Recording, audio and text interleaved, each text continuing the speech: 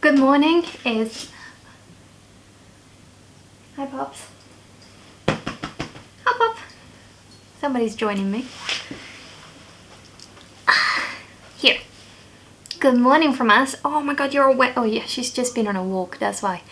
But anyway, it's Saturday the 5th of December. And today I had again, a terrible night of sleep. I woke up at 3:20 in the morning, couldn't fall back asleep until 6 o'clock, which is usually when I wake up. I decided to just turn off my alarm and sleep as much as I could, so I woke up at 8 in the morning, mostly because Poppy needed to be fed and walked and everything. And now it's nearly, it's midday. So what we're going to do is probably go to the farmer's market for a walk, get some fresh air. I originally had a booking for John Soane's museum, which is in central London, and he used to be he was a collector of weird knickknacks and archaeology. I've been wanting to go to that museum for ages, but I don't think this was the right weekend to go, so I cancelled my booking. I had plans for today. I'm still reading The Little Friend by Donna Tartt. As I mentioned in previous vlogs, I've not been feeling great the past few weeks, so reading is a little bit harder than it used to be. I can't focus on the page for too long, otherwise I get headaches or get a little bit dizzy, so I'm taking it slow with this book. Not because I want to take it slow, but because I'm sort of forced to. I am about 200 pages away from the end. The reason why I put these little stickers in the pages, I like to read in one sitting as much as possible, and that sort of gives me more manageable goals. So it's like 45 pages, 50 pages, something that I can do.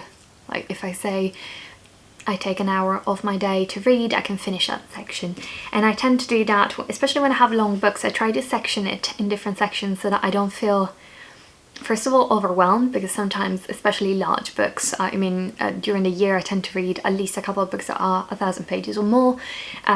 So that helps sort of make me feel a little bit more in control of how much I can read, and I would definitely recommend that. I'm not scared of big books, I've never been, but I find that a good way to sort of keep track of what I'm doing and make the reading of such a big, massive piece of literature a little bit more manageable on a day-to-day basis. If you've read this book, can you please tell me what you thought of it?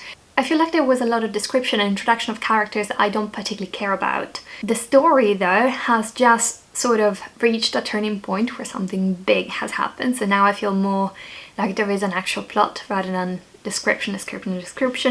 But it took more than half the book to reach that stage. As a big Donna Tartt fan when it comes to The Goldfinch and The Secret History, which are the two other books that she's written, I feel quite disappointing going into a book that I had such high expectations for. Even if it was just for the language, I had really high expectations, but even the language is not as good as in the other books, in my opinion. Obviously, I'm not a critic, and I can only say what I feel.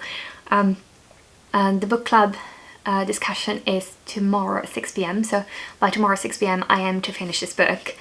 There is somebody who is 100 pages away from finishing the book. She's the one who's furthest ahead than the rest of the group, and she says that the last part of the book is much more engaging, much more interesting, so I'm looking forward to reaching that point. I feel like, as I said, I've reached a turning point where stuff starts to happen rather than being described.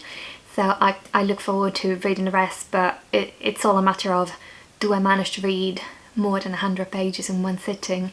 Because I would love to do that, and that would normally be the way I read, but it's been really, really hard to focus on a page, and especially when the writing is incredibly tiny.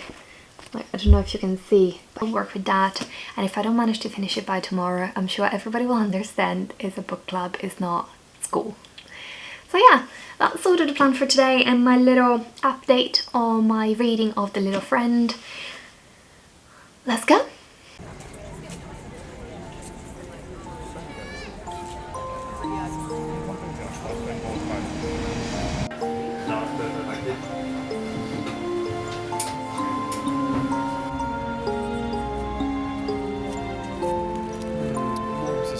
Are we happy?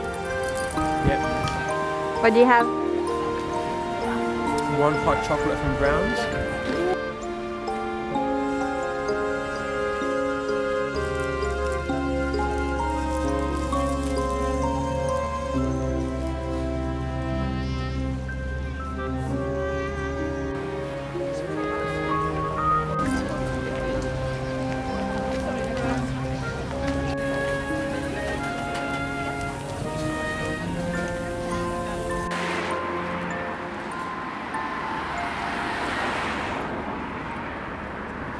So we've walked about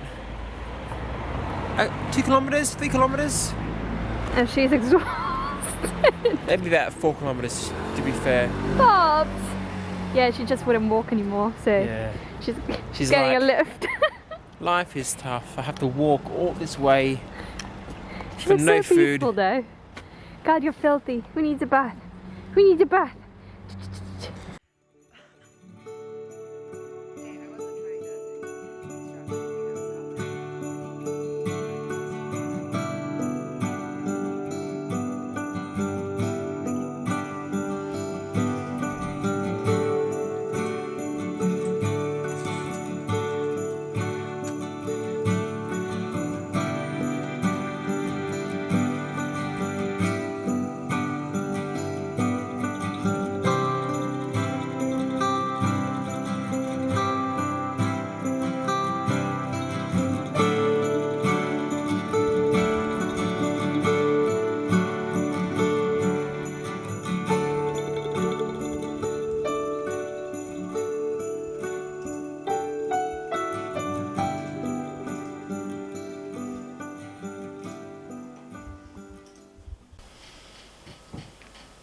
Hello again, it's nearly 7 p.m, so I'm about to wrap this up and start editing. But before I do that, I just wanted to update you on the little friend. I made some progress in terms of reading. I'm now 3 chapters away from the end of the book, and while things have happened, I also feel like we're definitely not following the original story anymore.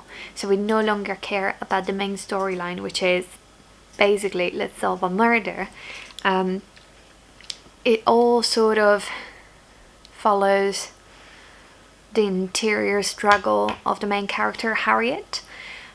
I don't know, it's falling a bit flat. I'm not impressed with this book. It's a shame, and I mean, I'm going to read some more after I edit this video, but I don't know. Something is not convincing me about this.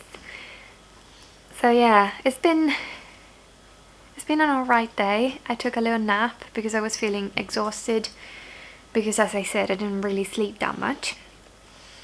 So yeah, it's been a very uneventful Saturday, and I'm a little bit... This Vlogmas is not being as cheery as I thought it was going to be. I hope you're not particularly disappointed. I said in episode 1 that I was going to be quite low-key, so this is definitely delivering the low-key aspect of Vlogmas. But yeah, I hope I'm bringing some cheer as well. Going to the farmer's market was quite nice today. I had some dumplings, which I hadn't had in a really long time, and that was nice. But other than that, not much has happened. I'm looking down because I see one exciting thing that has happened over the past few days, and that's I bought a new pair of slippers, which are incredibly comfortable, and they are from Dunlop, I think. Apparently Andrew was making me aware that this is potentially an Australian brand or a British brand, I don't know, but they make shoes and tires, so you feel the gap there. But they're really comfy, so if you're looking for slippers and want something cozy, there you go for this one.